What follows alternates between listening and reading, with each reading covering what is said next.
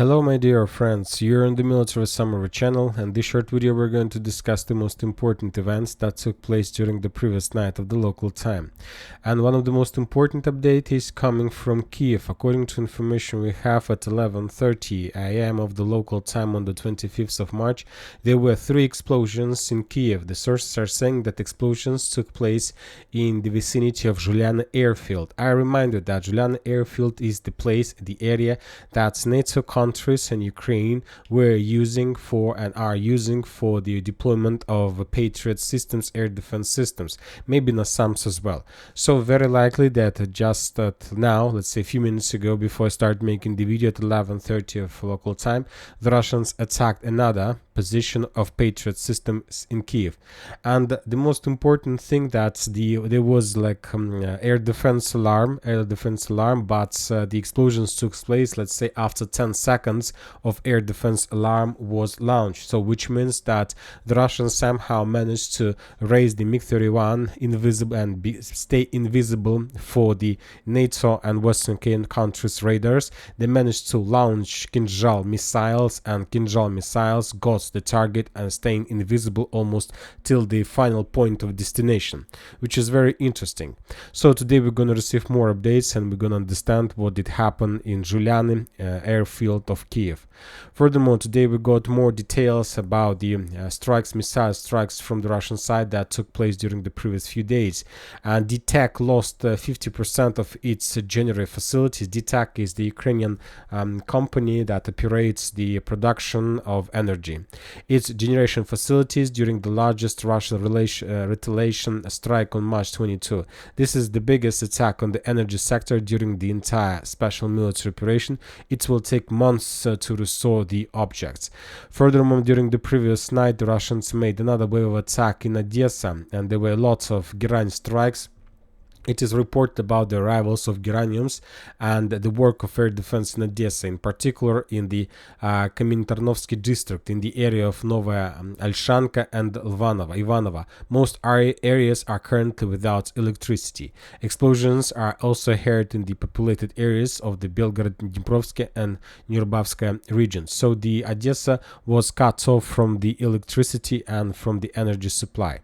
So we see that the Russians completely changed their tactics, and we see complete absence of air defense from the Ukrainian side, or the air defense was just destroyed in Kyiv. Now let's move to the line of combat contact. We have additional updates, and the most interesting are coming from Avdiivka and Donetsk directions. According to different mappers, as a result of offensive operation, the Russians managed to improve their positions in the fields to the west of Tonyinka, and according to different mappers, for now without any geolocated confirmations, the Russians confirmed something like this. And I very likely that this is like looks like true, because I can't imagine how the Ukrainians can control the fields. But for now, let's keep the map as is until we get some geolocations. Also, we have the video from the 59th Mechanized Brigade of the Armed Forces of Ukraine showing us another Russian attack using few armored vehicles and tanks towards the Ukrainian positions. On this video, according to the Ukrainians, they managed to repel the Russian attack. But anyway, the most important that the Russians, without even a short operational pause, continue movements further to the west. And we got additional report from the village by the name of Pervomaiska. For now, without geolocations, but the Russians are saying that they managed to establish control or to get as close as possible to the church that located in the central part. So if we summarize these updates with the previous updates, we can say that this approximated the Russian control in the area. So this is the configuration of the line of combat contact at the beginning of the final week of the spring of March, and now we understand, we see that the Russians probably are going to move further. For now, we don't see more or less strong resistance from the Ukrainian side. The Ukrainians are abandoning and withdrawing their positions, and the Ukrainians are going to withdraw their positions almost till this line: Pervomaiska, Nitailova, Yasnobrodovka, Umanska, and this this is the next defense belt, more or less defense belt that Ukrainians will try to use to slow down the Russians. Very likely it will take the Russians maybe 2-3 weeks, maybe 4 weeks until they're able to penetrate this defense belt as well, and then the Ukrainians will be forced to fall back even further.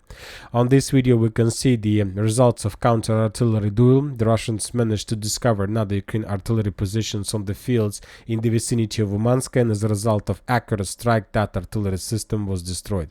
So based on all these geolocations and based on the configuration of the front line, we can make a conclusion that the main target, the main objective of the Russians, at least for upcoming week, is to establish control over this part of the fields, this part of Pervomaiska, and to create a very problematic situation for the Ukrainians, at least in Pervomaiska, because if the Russians are able to, let's say, establish control over this part of Naberezhnaya Street of Pervomaiska and to reach this line, then they will force the Ukrainians to make a very difficult decision, either to stand and hold the positions in Pervomaiska and to increase the chances of being encircled by the Russians, or to withdraw their positions towards Nitailova or the fields or the strongholds in the vicinity between Karlovka, Nitailova and Nivoyska. Furthermore, due to this progress, as I understand, the closer the Russians are going to get this Naberezhnaya part, this part of the Naberezhnaya Street, the more chances to see another activation of another increase, intensifying of activity from the Russian side, from Nivoyska to the north. So the Russians anyway will try to make some cauldron, and because they have everything they need to do this. And now let's move to Orlovka and the Berdichi area. During the previous night we haven't received anything from the area. We got just the geolocation from the Ukrainian side. On this video we can see the Ukrainian FPV drone attack against the Russian, let's say, vehicles, Russian light vehicles, tanks, personnel carriers, and the video was geolocated in this area, and this is like the evidence of Russian control over the territory, because we have adjusted the color of Orlovka based on the Ministry of Defense report.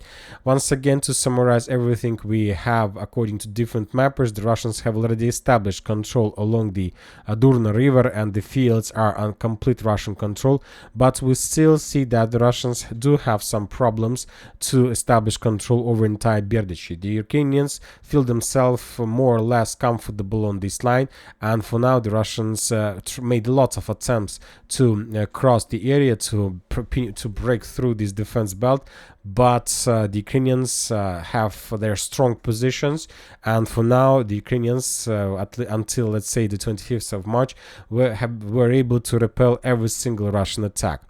And furthermore, according to different Russian sources, the Russians have already started the offensive and assault in direction of Semyonovka, but if you ask my opinion, currently I can't see this operation. I'm trying to say I don't understand how the Russians are able to cross Durna River without having significant losses.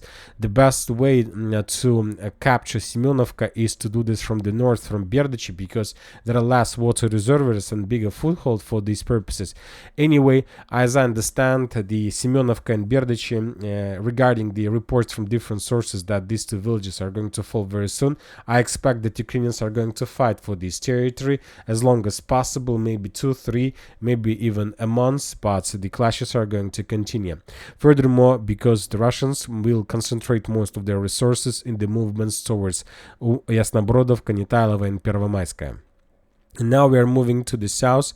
We have just one geolocation from Krasnogorovka, another artillery strike. The Russians discovered another Ukrainian positions, and as a result of artillery strike, that position was destroyed. So this attack took place to the north of the railways. Very likely that was the position of FPV drone operators. For now, as you can see, no more updates from this area. Interesting details continue coming from Novomikhailivka. According to pro-Ukrainian mappers, the Russians, as a result of offensive operation, managed to completely clear the central part of the village, and currently this is approximately the Russian control in the village by the name of Novomikhailivka. So we can say that the central part was cleared. The Russians continue moving further to the west, and the most important is, if this information is correct, this information once again was provided by the pro-Ukrainian mappers, that means that the farms will be taken and cleared by the Russians within the next 24 hours. because from now on the Ukrainians don't have possibilities to send their reinforcements using the northern road, because this northern road obviously is under complete Russian fire control from the central part of Novomikhailivka. So we expect additional Russian progress during the next 24-48 hours in the farms, and after that the days of Novomikhailivka will be numbered, and we can, let's say, start counting even problem minutes. Now we are moving to Chasiv Yar direction, Bakhmut-Chasiv Yar area. After the Russians managed to establish control over positions along the railways, they spent the previous weekend to improve their positions, to dig in deeper.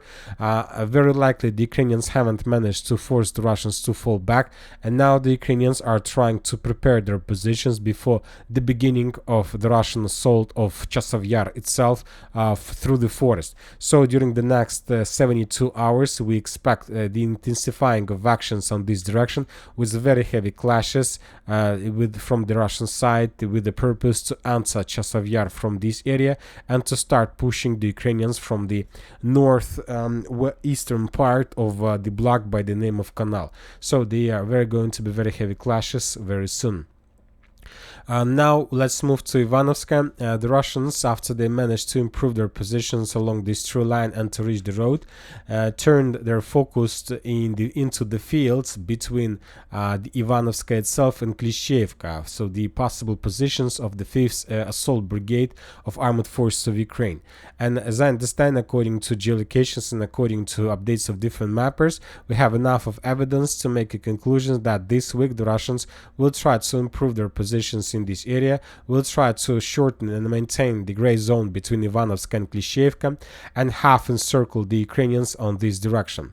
And the main purpose and the main reason of the main Russian plan is to get these strongholds. This is, let's say, one stronghold of the armored forces of Ukraine. That's like a rich network of the fortifications.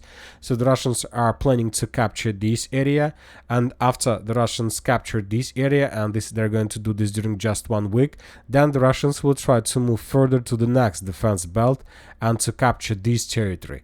And by this, the Russians will create a very difficult and critical situation for the Ukrainians in Klishchiivka, because their logistic will be ruined, and after this, the Ukrainians will be forced to use another roads how to supply and support their forces from the Ukrainian side of Seversky Donetsk-Donbass canal. Furthermore, we expect additional Russian attacks in direction of Avdiivka, in direction of the railways. This is one of the most difficult part of the front lines. The Russians had significant losses during the previous attempts, but due to the common situation in the area, we expect that Ukrainians will be forced to, or will start the retreat process towards the canal, and or to stick as close as possible, with the possibilities to start evacuation as soon as it's necessary. The Russians, after a few attempts to attack Bilogorovka, return back to their positions and start bombing and clearing the area once again from the beginning.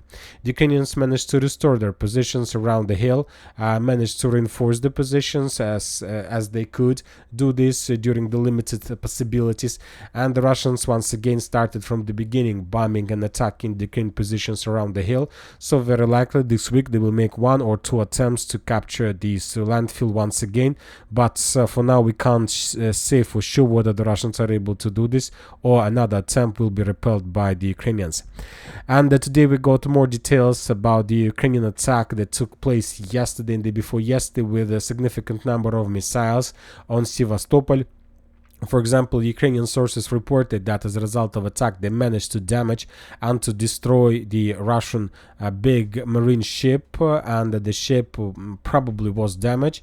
And the ship, let me find the ship. This is here. Yes, this Yamal, this is it, Yamal, a big marine ship, and according to the Ukrainians, the ship wasn't destroyed but has critical damage. So we'll see what is going to be next. Furthermore, the Ukrainians published some photo satellites images of in the area. This is the ship, this is another ship, and on this, so it's very difficult to understand whether there was a damage or just a bad quality of the satellite pictures. But for now, the Ukrainians claims that they managed to make this critical damage. The Russians haven't confirmed this information, so let's wait, and maybe somebody will provide us better quality, let's say, information, maybe video information or something like this. And that's it for the short video. Military Summary channel reminds to condemn any violence in the world. Thank you for watching. Subscribe to my channel, put your likes, join my Patreon, and have a good day. Bye bye.